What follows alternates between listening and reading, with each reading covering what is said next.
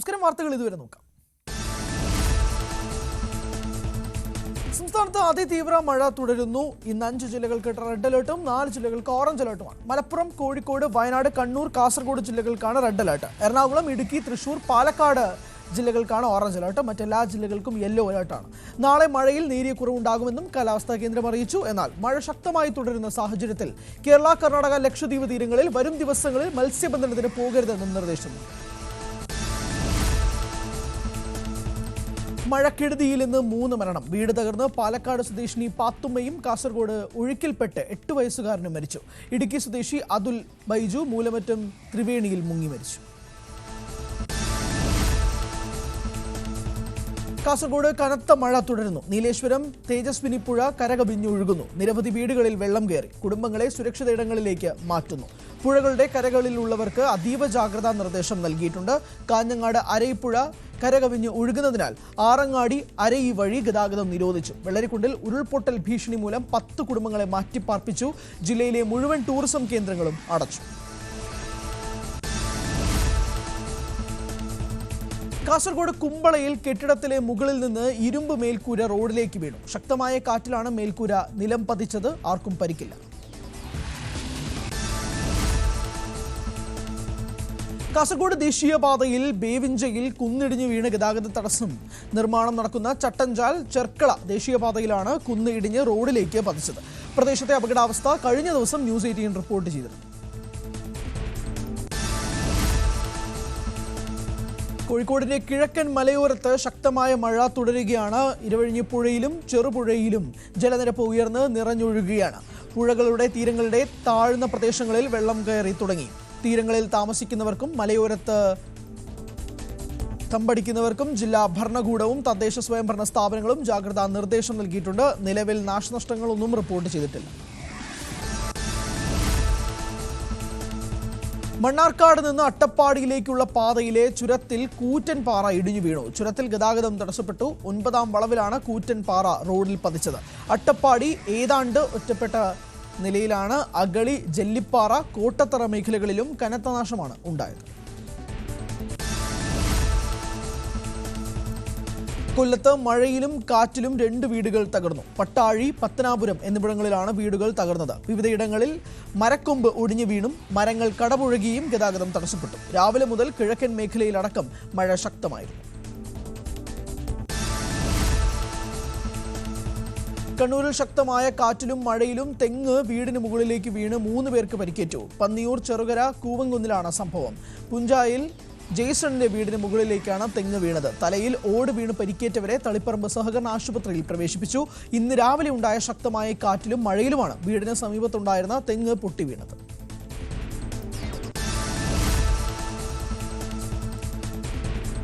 കട്ടപ്പന കൊച്ചുതോവാളയിൽ കനത്ത മഴയിൽ പാറ അടർന്നു വീണ് വീട് തകർന്നു. കൊച്ചുതോവാള സ്വദേശി ജോസിന്റെ വീടിന്റെ പിൻഭാഗത്തുണ്ടായിരുന്ന വലിയ പാറയാണ് അടർന്നു വീണത്. വീട്ടുകാർ പരിക്കേൽക്കാതെ രക്ഷപ്പെട്ടു.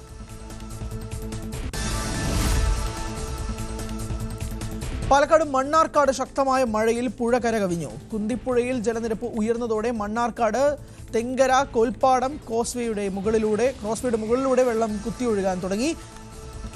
ഇതോടെ കോസ്വേയിലൂടെ ഗതാഗതം നിരോധിച്ചു. മണ്ണാർക്കാട് വിവിധ മേഖലകളിൽ ശക്തമായ മഴയാണ് പെയ്യുന്നത്. കുന്തിപ്പുഴയുടെയും തൂതപ്പുഴയുടെയും തീരത്തുള്ളവർക്ക് ജാഗ്രതാ നിർദ്ദേശം നൽകി. പാലക്കാട് തൃത്താല വെള്ളിയാങ്കലിൽ കാർ നിയന്ത്രണം വിട്ട് പാടത്തേക്ക് മറിഞ്ഞു. വെള്ളിയാങ്കല് മംഗലം സെന്ററിന് സമീപത്തായിരുന്നു അപകടം. പാലത്ര ഭാഗത്തു നിന്നും തൃത്താല ഭാഗത്തേക്ക് വരികയായിരുന്ന കാറ് മംഗലം സെന്ററിന് സമീപത്തെ റോഡരികിലെ മരത്തിലിടിച്ച് പാടത്തേക്ക് മറിയുകയായിരുന്നു. അപകടത്തിൽ പരിക്കേറ്റ കാർ യാത്രക്കാരൻ റാസിക്കിനെ പെരിന്തൽമണ്ണയിലെ സ്വകാര്യ ആശുപത്രിയിൽ പ്രവേശിപ്പിച്ചു. തിരുവനന്തപുരത്ത് നിന്നുള്ള ട്രെയിനുകൾ വൈകി ഓടുന്നു. കനത്ത മഴയിൽ ഇന്നലെ മരങ്ങൾ തീവണ്ടി പാളത്തിലേക്ക് വീണതാണ് കാരണം. കൊല്ലം പുളയത്തോടായിരുന്നു അപകടം നടന്നത്.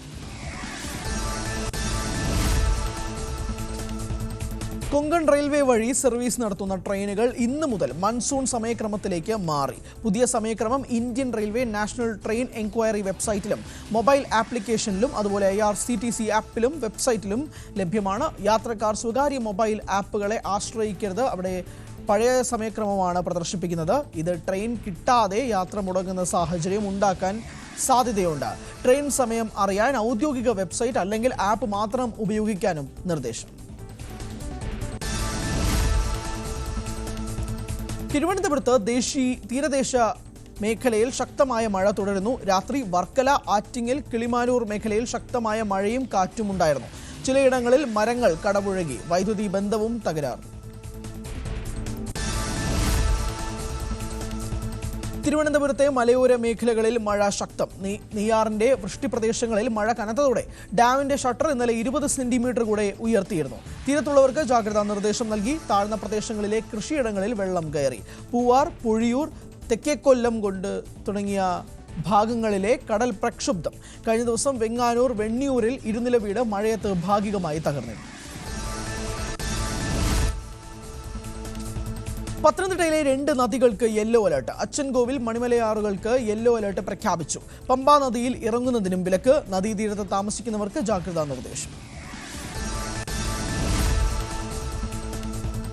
കഴിഞ്ഞ ദിവസം ചാത്തമംഗലം കൂഴക്കോട് ചെറുപുഴയിൽ ഒഴുക്കിൽപ്പെട്ടു എന്ന് സംശയിക്കുന്ന ചാത്തമംഗലം കൂഴക്കോട് സ്വദേശി 80 വയസ്സുകാരൻ കാച്ചിക്കുള്ളിൽ മാധവന് വേണ്ടിയുള്ള തിരച്ചിൽ അഗ്നിരക്ഷാ സേന ആരംഭിച്ചു. കഴിഞ്ഞ ദിവസം പ്രതികൂല കാലാവസ്ഥയും പുഴയിലെ കുത്തൊഴുക്കും വെളിച്ചക്കുറവും കാരണം തിരച്ചിൽ അവസാനിപ്പിച്ചിരുന്നു. ഒഴുക്കിൽപ്പെട്ട് എന്ന് സംശയിക്കുന്ന മാധവന്റെ ചെരുപ്പും കുടയും ഇന്നലെ നടത്തിയ തെരച്ചിലിൽ കണ്ടെത്തിയിരുന്നു.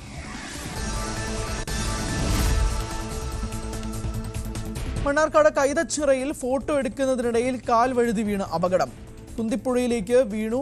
മണ്ണാർക്കാട് നെല്ലിപ്പുഴ വൈശാഖ ഹോസ്പിറ്റലിന് സമീപം പണിക്കാരുപറമ്പിൽ മരക്കാറ് പേരക്കുട്ടി ഇസാമറിയം എന്നിവർക്കാണ് പരിക്ക് പറ്റിയത്. ഇവരെ മണ്ണാർക്കാട് വട്ടമ്പലത്ത് സ്വകാര്യ ആശുപത്രിയിൽ പ്രവേശിപ്പിച്ചു. ഇടുക്കി ഡാമിൽ ജലനിരപ്പ് 2344.94 അടിയായി. മുൻ വർഷത്തേക്കാൾ 15.88 അടിയുടെ വർധനയാണ് ജലനിരപ്പിലുള്ളത്.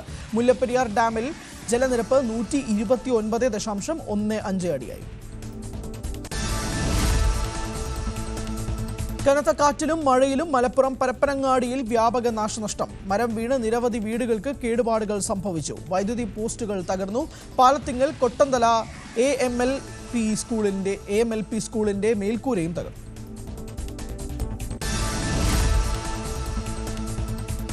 ജലനിരപ്പ് ഉയർന്നതോടെ പെരിയാറിന്റെ ഇരുകരകളിലും താമസിക്കുന്നവർ ജാഗ്രത പാലിക്കണമെന്ന് നിർദ്ദേശം. ആലുവ ശിവക്ഷേത്രം ഭാഗികമായി മുങ്ങി. കണ്ണമാലി മേഖലയിൽ കടലാക്രമണം ശക്തമാണ്. വർക്കല പാപനാശം തീരത്ത് വീണ്ടും കുന്നുകൾ ഇടിഞ്ഞു. ശനിയാഴ്ച രാത്രിയിൽ പെയ്ത ശക്തിയായ മഴയിലും കാറ്റിലുമാണ് കുന്നിന്റെ ഒരു ഭാഗം ഇടിഞ്ഞു വീണത്. അവധി ദിനമായതിനാൽ സഞ്ചാരികളുടെ വരവ് കൂടുതലായിരുന്നു. രാവിലെ മുതൽ ഈ ഭാഗത്തേക്ക് സഞ്ചാരികൾക്ക് വിലക്ക് ഏർപ്പെടുത്തിയിട്ടുണ്ട്. കോഴിക്കോട് നിയന്ത്രണം വിട്ട കാർ മറിഞ്ഞ അപകടം. മുക്കം മുത്തേരിയിലാണ് അപകടം സംഭവിച്ചത്. ഉടമ വയനാട് വൈത്തിരി സ്വദേശി റഫീഖാണ് വാഹനം ഓടിച്ചത്. സാരമായ പരിക്കുകളില്ല. കാർ പൂർണ്ണമായി തകർന്നു. എറണാകുളത്ത് നിന്നും വയനാട്ടിലേക്ക് പോകവെയാണ് അപകടം. കണ്ണൂർ അഴീക്കലിനടുത്ത് പുറം കടലിൽ കത്തിയ സിംഗപ്പൂർ കപ്പലിന്റെ സേഫ്റ്റി ബോട്ടിന് പുറമെ ടാങ്കറും ആലപ്പുഴ തീരത്ത് അടിഞ്ഞു. അമ്പലപ്പുഴ വളഞ്ഞ വഴി കടപ്പുറത്താണ് ടാങ്കർ അടിഞ്ഞത്. ഗ്യാസ് ടാങ്കർ ആണെന്ന് സംശയത്തെ തുടർന്ന് പോലീസ് പ്രദേശത്ത് നിന്ന് ആളുകളെ മാറ്റി.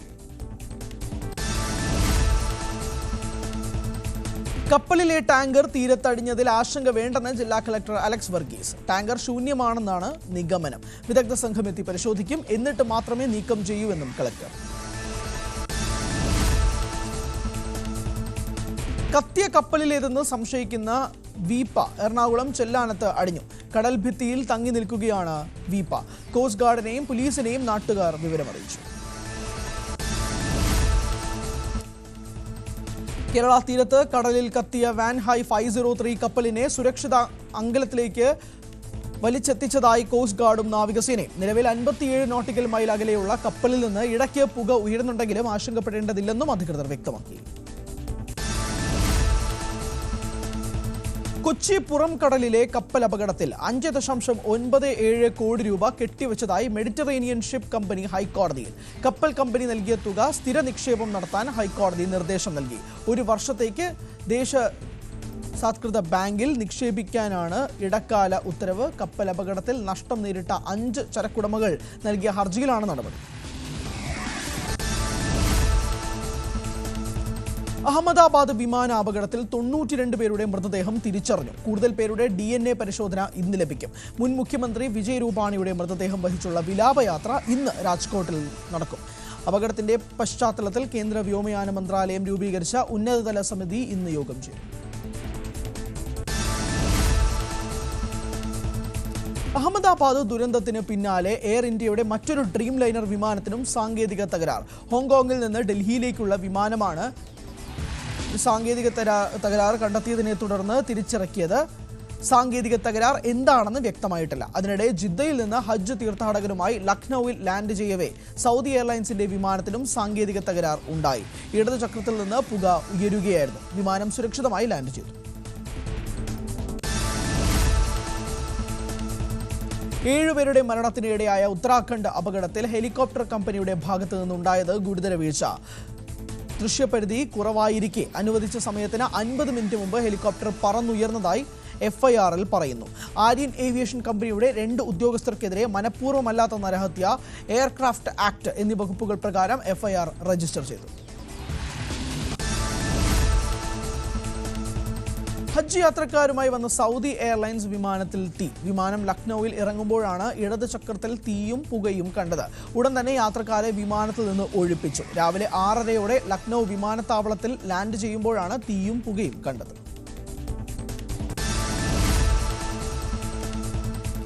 പൂനെ ഇന്ദ്രയാനി നദിക്ക് കുറുകെയുള്ള പാലം തകർന്നു വീണുണ്ടായ അപകടത്തിൽ 4 പേർ മരിച്ചു. 20-ലധികം ആളുകൾ ഒഴുക്കിൽപ്പെട്ടെന്നാണ് സൂചന. മഴക്കാലത്ത് തിരക്കേറിയ വിനോദസഞ്ചാര കേന്ദ്രമായ കുന്മലയിലാണ് അപകടം.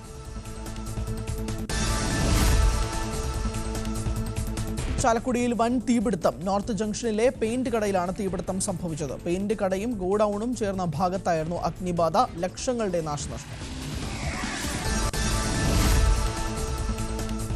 പത്തനംതിട്ട കോന്നി കല്ലേലി റോഡിൽ കാട്ടാന ഇറങ്ങി. 4 ആനകളാണ് ജനവാസ മേഖലയിൽ എത്തിയത്. കാട്ടാനകൾ റോഡ് മുറിച്ച് കടന്നുപോകുന്ന ദൃശ്യം പ്രദേശവാസികളാണ് പകർത്തിയത്.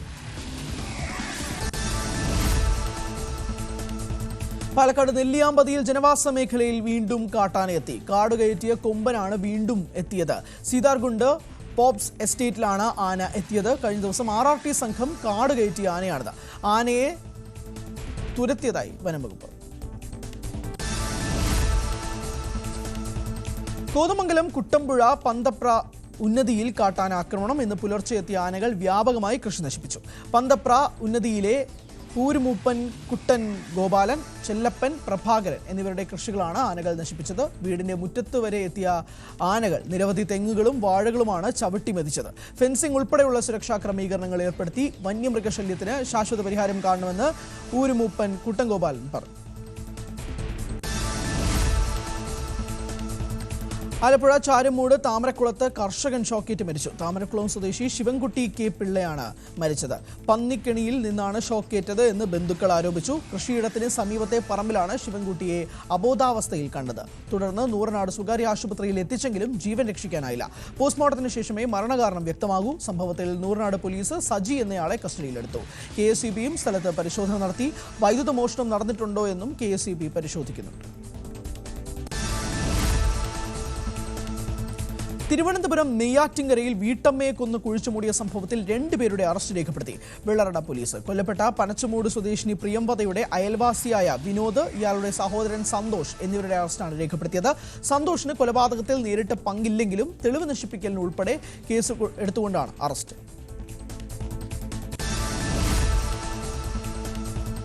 തിരുവനന്തപുരം വെള്ളായണിയിൽ നിന്ന് കാണാതായ 14-കാരനെ കണ്ടെത്തി. വണ്ടിത്തടം സ്വദേശി നവനീത് കൃഷ്ണയെയാണ് കണ്ടെത്തിയത്. വിജയവാഡയിലാണ് കുട്ടിയെ കണ്ടെത്തിയത്. തിരികെ കൊണ്ടുവരുന്നതിനായി കുടുംബം വിജയവാഡയിലേക്ക് തിരിച്ചു. ഇന്നലെ രാവിലെ ആണ് നവനീതിനെ കാണാതായത്.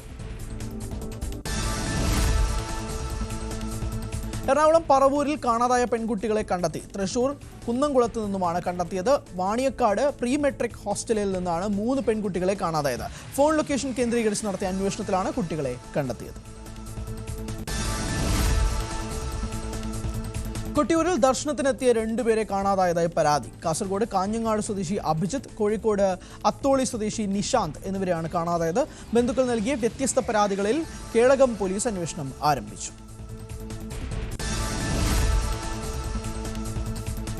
പീഡന പരാതിയിൽ പെരിങ്ങോട്ടുകര ദേവസ്ഥാനം ക്ഷേത്രത്തിലെ പൂജാരി അറസ്റ്റിൽ. പൂജാരി അരുണാണ് അറസ്റ്റിലായത്. മറ്റൊരു പ്രതി ഉണ്ണി ദാമോദരൻ ഒളിവിലാണ്. കർണാടക സ്വദേശി നൽകിയ പരാതിയിലാണ് അറസ്റ്റ്.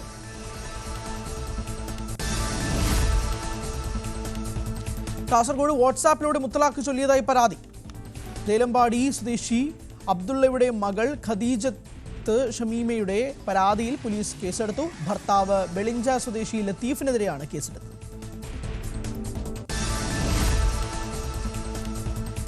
ദക്ഷിണേന്ത്യൻ തൊഴിൽ നൈപുണ്യ വികസന മന്ത്രിമാരുടെ യോഗം ഹൈദരാബാദിൽ നടക്കും. മന്ത്രി വി ശിവൻകുട്ടി യോഗത്തിൽ പങ്കെടുക്കും. കേരളത്തിൽ IT വികസനത്തിനായി 1440 കോടി രൂപയുടെ നിർദ്ദേശങ്ങൾ സമർപ്പിക്കും. തിരുവനന്തപുരത്തും കൊച്ചിയിലും മെട്രോ റെയിൽ ടെക്നോളജി കോഴ്സ് നടത്തുന്നതിനുള്ള കൂടുതൽ സഹായങ്ങൾ, 2 മൾട്ടി ലാംഗ്വേജ് ഇൻസ്റ്റിറ്റ്യൂട്ട് സ്ഥാപിക്കുന്നതിനുള്ള സഹായങ്ങൾ എന്നിവ സംബന്ധിച്ച നിർദ്ദേശങ്ങളും സമർപ്പിക്കും.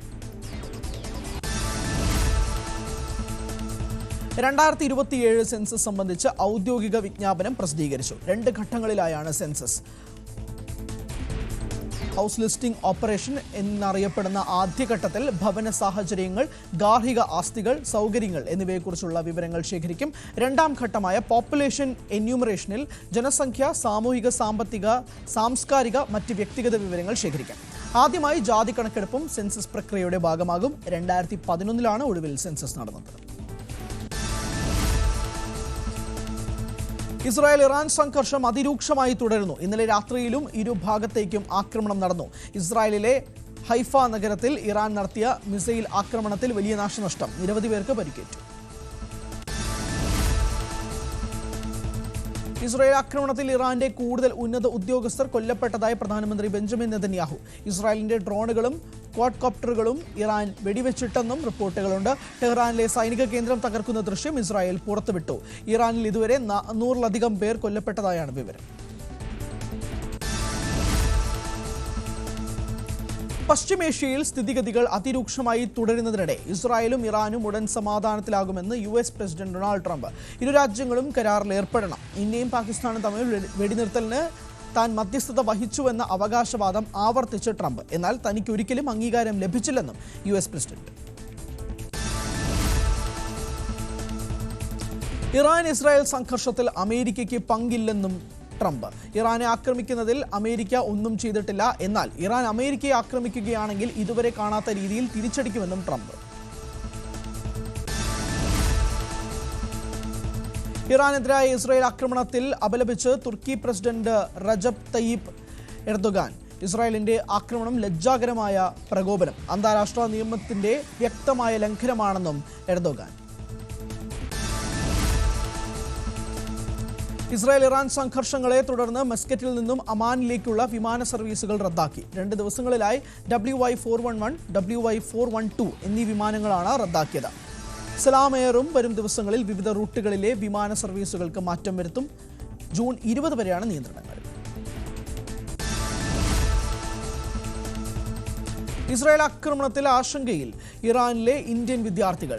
സുരക്ഷിതത്വം ഉറപ്പാക്കണമെന്നാവശ്യപ്പെട്ട് ഇന്ത്യൻ എംബസിക്ക് കത്തയച്ചു. 1500ഓളം വിദ്യാർത്ഥികളാണ് ഇറാനിലുള്ളത്. ഇറാനിലെ ഇന്ത്യൻ വിദ്യാർത്ഥികളെ സുരക്ഷിത കേന്ദ്രങ്ങളിലേക്ക് മാറ്റുകയാണെന്ന് വിദേശകാര്യ മന്ത്രാലയം. ടെഹ്റാനിലെ ഇന്ത്യൻ എംബസി സാഹചര്യം നിരീക്ഷിക്കുന്നു. അർമേനിയ വഴി ഒഴിപ്പിക്കുന്നത് പരിഗണനയിൽ. സൈപ്രസുമായുള്ള സൗഹൃദം ശക്തിപ്പെടുത്താൻ ഇന്ത്യ ആഗ്രഹിക്കുന്നുവെന്ന് പ്രധാനമന്ത്രി നരേന്ദ്രമോദി. G7 ഉച്ചകോടിക്ക് മുന്നോടിയായി ഇന്നലെ നടത്തിയ സൈപ്രസ് സന്ദർശനത്തിന് ഊഷ്മളമായ സ്വീകരണമാണ് പ്രധാനമന്ത്രിക്ക് ലഭിച്ചത്. ഇതിന്റെ വീഡിയോ പങ്കുവച്ചായിരുന്നു മോദിയുടെ വാക്കുകൾ. പ്രസിഡന്റ് നിക്കോസ് ക്രിസ്റ്റോഡൂലിയുടെയും ക്ഷണം സ്വീകരിച്ചാണ് മോദി സൈപ്രസിലേക്ക് എത്തിയത്.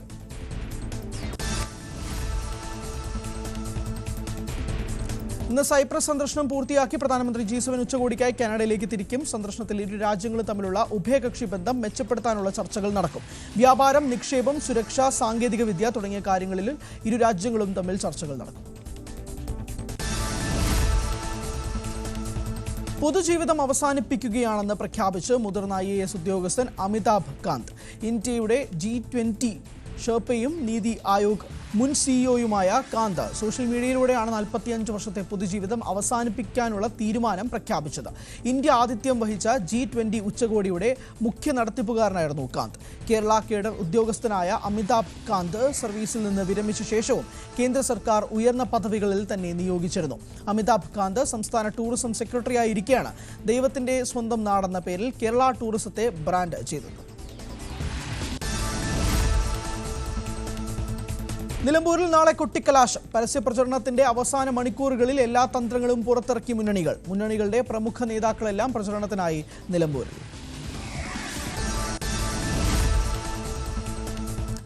ജമാഅത്തെ ഇസ്ലാമി UDF ബന്ധത്തിനെതിരെ CPMന്റെ മഹാകുടുംബ സംഗമം തുടങ്ങി. 46 കേന്ദ്രങ്ങളിൽ നടക്കുന്ന കുടുംബ സംഗമങ്ങളിൽ 1,00,000-ഓളം പേർ പങ്കെടുക്കുന്നതായി CPMന്റെയും ഇടതുമുന്നണിയുടെയും മുൻനിര നേതാക്കൾ കുടുംബ സംഗമങ്ങളിൽ പങ്കെടുക്കും.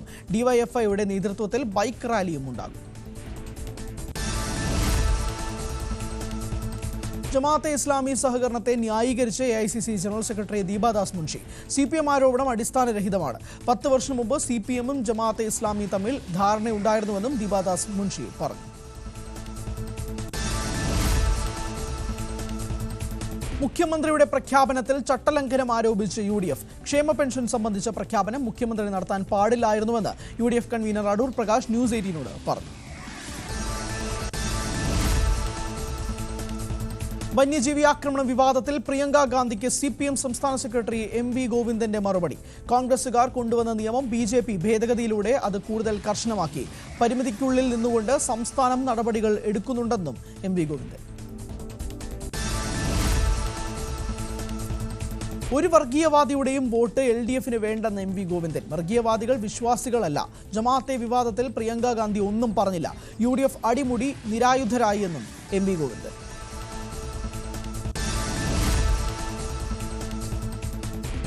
മലപ്പുറം ജില്ല രൂപീകരിച്ചാൽ കുട്ടി പാകിസ്ഥാൻ ആകുമെന്ന് പറഞ്ഞത് കോൺഗ്രസുകാരാണെന്ന് CPM സംസ്ഥാന സെക്രട്ടറി MV ഗോവിന്ദൻ. ജില്ലയ്ക്കെതിരെ മാർച്ച് നടത്തിയത് ആര്യാടൻ മുഹമ്മദാണ്. ഇതെല്ലാം മറച്ചുവെച്ചാണ് മലപ്പുറം ജില്ലയെ അപമാനിക്കുന്നുവെന്ന കള്ളപ്രചാരണമെന്നും ഗോവിന്ദൻ പറഞ്ഞു.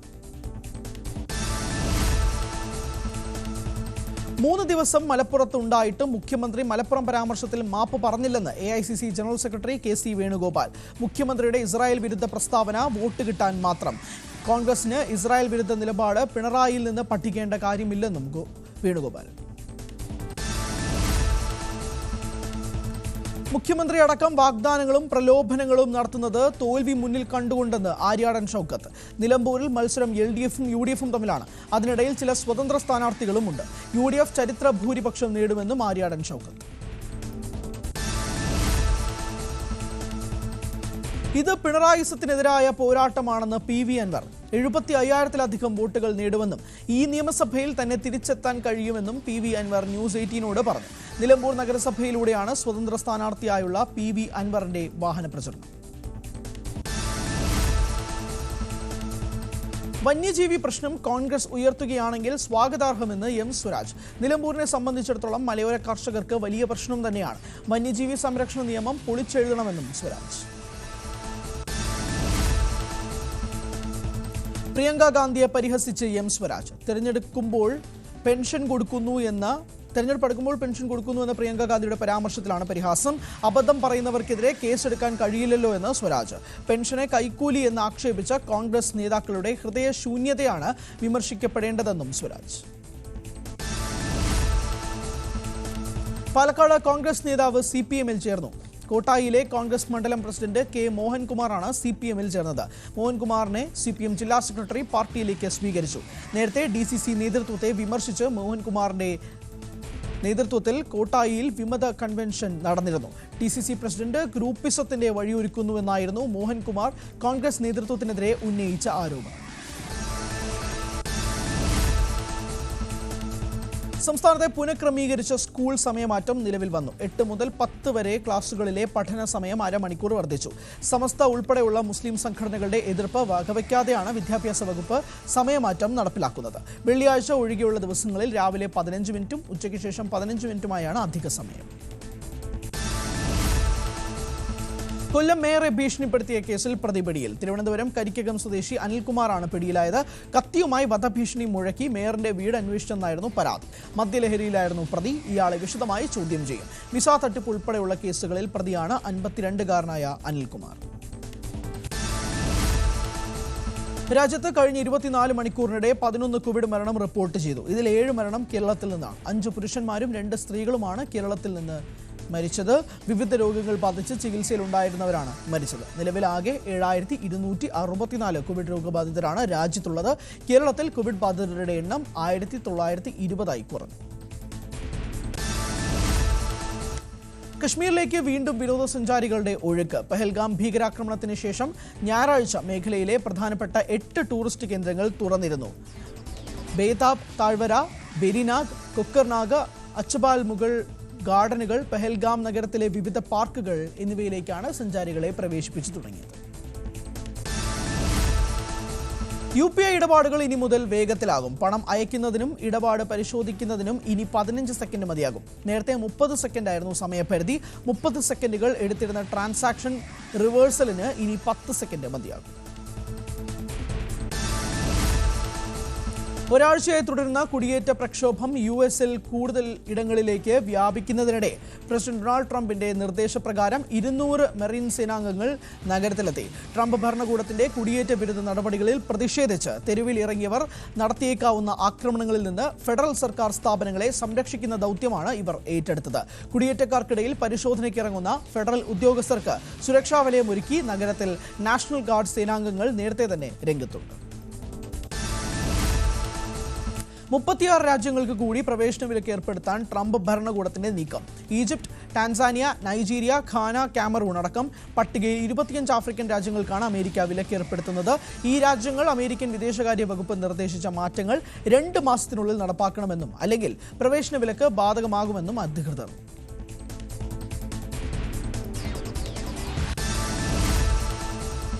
വാർത്തകൾ ഇതിൽ പൂർണ്ണമാകുന്നു. നമസ്കാരം.